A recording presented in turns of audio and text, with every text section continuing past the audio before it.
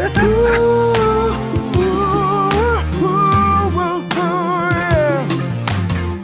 and desist, cause you know I can't resist you, baby.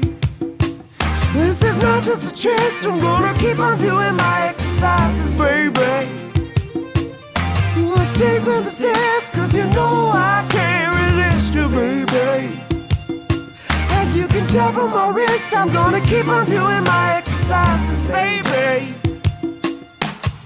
Hey, so you guys remember that TattooGate thing that was happening with the girl that wanted the fox tattoo, and then it turned out that she went to the worst tattoo parlor she ever could have gone to? Well, I have a really happy update about it, and then I have some bad news. So without further ado, I'll roll that intro. We'll get right into it.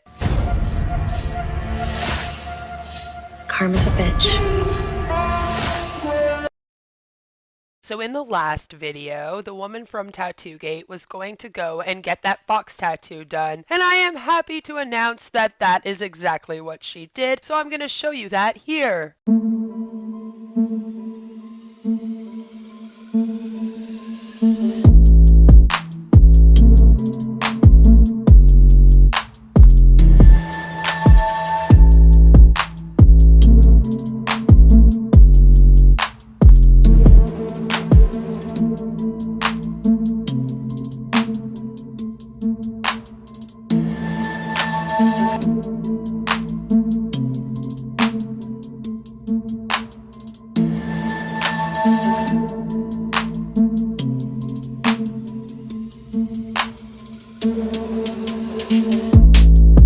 So as you guys can see, the tattoo looks absolutely fabulous, and she named the fox Flora. Well, here we go again, unfortunately. I didn't want to leave you guys hanging without a comment from me. I don't really have much to say other than truth and fair comment are an absolute defense. So I'll just leave it there. I will show you that Flora's doing really well. She's pretty. I love her. Obviously, when I saw that video, I was like, oh man, shit's popping off. And I went and did some more research and found out that these girls have gotten a cease and desist letter. TattooGate update. Ooh, it's juicy. All right, girl, give us the tea. Guess who just got an email from Lindsay Joseph's lawyer? It's me. I'm the lucky one. It's me. So I've come to you, my TikTok family, for advice. Please help me. What should I do next? Probably not go to TikTok for advice.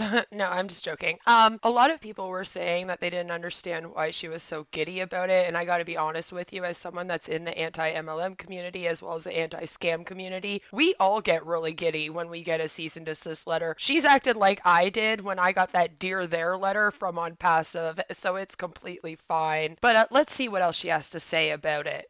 So just a quick summary of the letter that I received. Basically is regarding false and defamatory statements posted on TikTok videos. It's claiming that I defamed Ms. Joseph by incorrectly asserting that she has engaged in dishonest business practices, scammed me and other clients for financial gain, and has had police complaints made against her.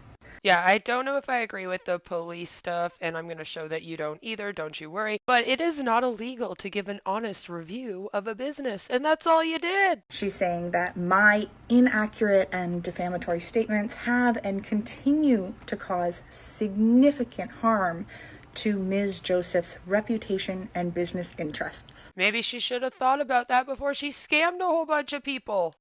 So she requires that I immediately and permanently delete the videos on TikTok, as well as any other location that I have caused them to be posted. And just like that, you apparently control the whole internet. And publish a mutually acceptable and agreed retraction of all defamatory statements. And issue a public apology for the harm that I have caused her. How about now? Otherwise, legal proceedings will be commenced against me without further notice, including claims for damages, for defamation, and all her legal costs. So that's it. I am confident that everything that I have said in my videos is completely true, and I can back it up really as best as I can, but it was my experience with her, and I'm just sharing my experience. Yeah, and you were not the first one to share an experience. You just shared your experience to corroborate the other woman's story because she shared her experience. Which, again, it's not illegal to share your damn experiences.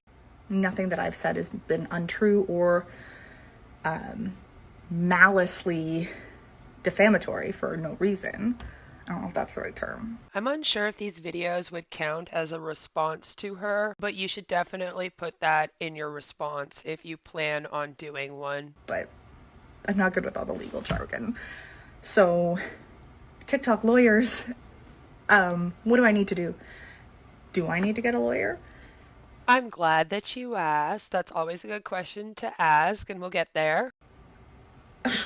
Like, where do I go from here? Okay, thanks, bye.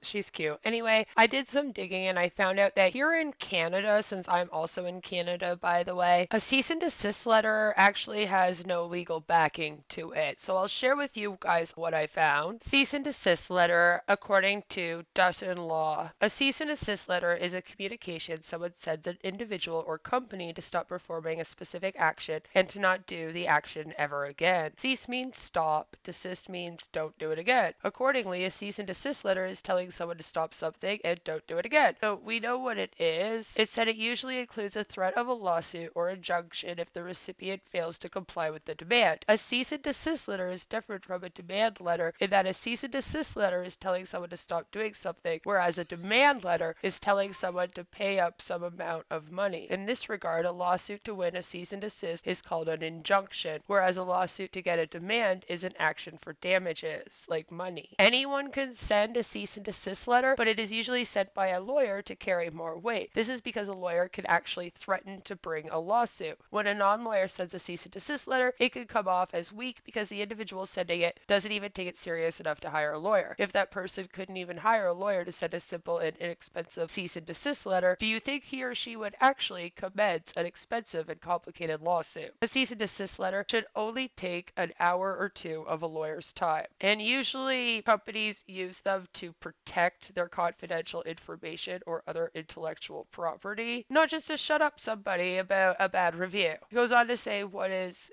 needs to be included, and then it goes on to say, are cease and desist letters enforceable? And the answer is no. Cease and desist letters are not enforceable. Only a court-ordered injunction can force someone not to do something. Essentially, a cease and desist letter is an attempt to settle a matter before commencing formal litigation. However, a cease and desist letter, if it is written with prejudice, can be used as evidence of the notice someone gave on a certain date to stop doing a certain thing. And then it says if you do receive a cease and desist letter, you should consider hiring a lawyer who may advise you to ignore the cease and desist letter as it's just an empty threat, or to respond denying it, or to respond affirming it, or to actually cease and desist doing what was asked. It says that usually the parties are able to settle the matter before a lawsuit is commenced. So I'll leave the link to this down below. You can come read it for yourself. Maybe that can help some people feel better about all of this. But I did mention that she and I are both against people going in real life, so let's go over this video now. Hey, I really appreciate all the support that has been shown to me since I shared my experience with Lucid Tattoos, which is in Cambridge, Ontario, Canada. Yeah, I guess there's another Lucid tattoo somewhere else. Don't go sending those people hate, all right? This one is our problem here, us Canuckians. My intention in sharing my experience was really just to help others avoid being taken advantage of in the way that I was taken advantage of, and others as well. Very commendable. People don't understand how scary and how courageous it actually is to come out and share something like she did. I also shared the public Instagram names of the artists who shared my ID online, and the intention of that was really just to get an apology. At this point, I have no intention of bringing forward any charges to those artists that shared my ID. Mistakes were made and apologies have been issued. At this point, every artist that I know of has either publicly or privately issued an apology for their mistake. And that really should be the end of it. Yeah, it's never cool to dox someone ever, and you gotta be careful how you react out here. I know that all too well. Anyway, I'm glad that that's all sorted out. Now, I absolutely hate that I have to say this, but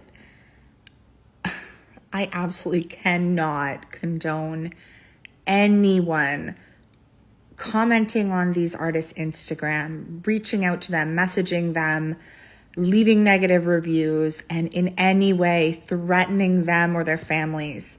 That is so wrong. Please, please do not do this. I agree with that fully. Do not go and do that. It is never good to take the law in your own hands that way. But there it is. As you can see, she does tell people not to go after anyone here. So yeah, can we please just use our common sense and be good humans? Two wrongs do not make a right. Thanks. Love all of you.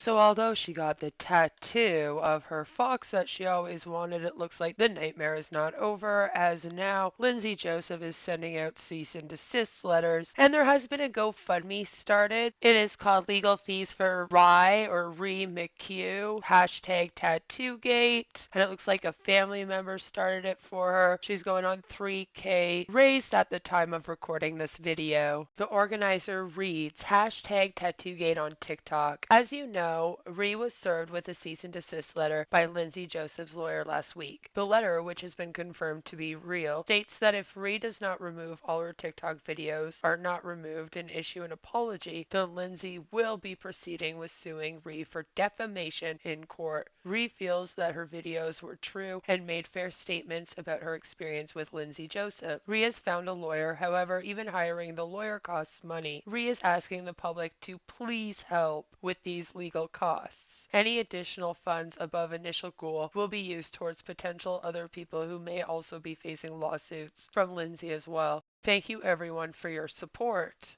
And there was a $2,000 goal, and they have reached it and surpassed it by almost $800. So you guys can go ahead and support that if you want. I will leave a link to it again down in the description below, along with a link to the article about cease and desist law in Canada. Please do pass this around and let people know that this is what is happening with this. Again, this is an update on another video that I did about TattooGate, and so check that one out if you haven't yet, and I will continue to update you on this in future. No matter where you are, what you're doing, I hope that you're having a fabulous, fabulous day. Take care, and I'll see you all really, really soon with another one. Mwah. Bye! Cease and desist not subscribing, okay? Make sure you subscribe, damn it. Thanks. Love all of you. Cease and desist, 'cause you know I can't resist you, baby. They call me a god.